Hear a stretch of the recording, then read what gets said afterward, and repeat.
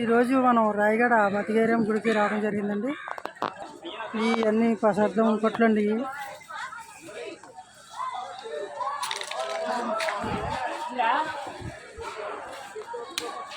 ఇప్పుడు వరకు ఇక్కడ సంతర్పణ చేశారండి. అయితే మేము రావడం లేట్ అయింది, దానివల్ల సంతర్పణకు అందుకోలేకపోయాం మేము.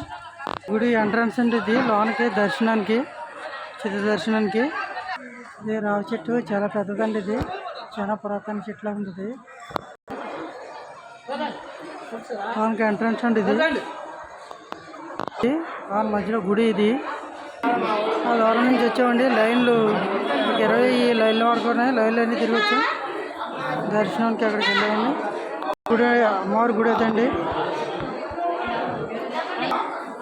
ప్రాంగణం ఇదంతా